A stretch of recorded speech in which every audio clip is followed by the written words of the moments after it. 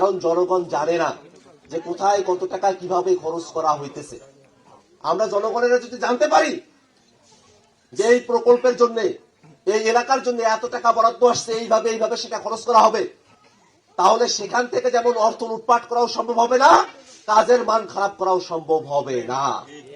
এই জন্য আমরা নিয়ত করছি যে আমরা এই জায়গাটাতে একটা প্রতিবিধান আমরা করব, যাতে করে সরকারি অর্থ সঠিকভাবে সঠিক জায়গায় খরচটা হয়।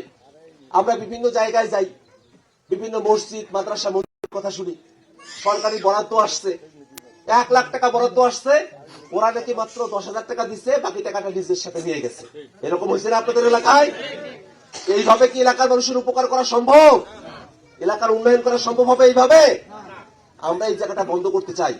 যে মসজিদ, যে মন্দিরের জন্য যত টাকা বরাদ্দ আসছে, তারা তত টাকাই বুঝে পাবে। এইটা আমাদের দরকার আছে না নাই?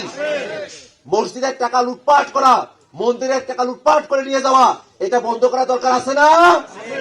আমরা ইনশাল্লাহ নিয়াত করছি, আল্লাহ যদি আমাকে এই কাউনিয়া পীরগাছায় কবুল করে, তাহলে উপজেলা অফিস আর ইউনিয়ন অফিসের সামনে আমরা বড় বোর্ডের মধ্যে লিখে রাখবো কোন এলাকার কোন মসজিদ, মাদ্রাসা, রাস্তাঘাট, ব্রিজের জন্য কত টাকা বরাদ্দ আসছে, সঠিক সংখ্যায় সেখানে লেখা থাকবে। জনগণের চোখ ফাঁকে দিয়ে আর সরকারি অর্থ লোপাট করার সুযোগ থাকবে না। আমাদের নিজের সাথে এটা আমাদের করা লাগবে।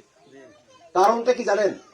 একজন নেতার কাছে যত টাকাই থাকুক, একজন ব্যক্তির কাছে যত টাকাই থাকুক, একজন ব্যক্তির টাকা দিয়ে খুব বেশি মানুষের উপকার করা সম্ভব না। একজন মানুষ আর নিজের টাকা দিয়ে কয়টা মানুষের উপকার করতে পারবে? কিন্তু এই রাষ্ট্রের আছে হাজার হাজার কোটি টাকা, লাখ লাখ কোটি টাকা আছে রাষ্ট্রের।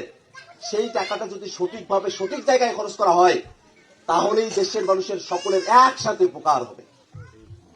এই কারণে আমি আপনাদেরকে বলতেছি যে আমি আক্তার হোসেন, আমি হয়তো আমার নিজের পকেটের টাকা দিয়ে খুব বেশি মানুষের উপকার করতে পারবো, এই সামর্থ্য আমার নাই। কিন্তু সরকারি টাকা, সরকারি বরাদ্দ সঠিক খাতে সঠিক জায়গায় ব্যয় করা হবে, এই ওয়াদাটা আমি রক্ষা করতে চাই। আমি আপনাদেরকে কথা দিতে চাই যে আমাদের যেটা বরাদ্দ আসবে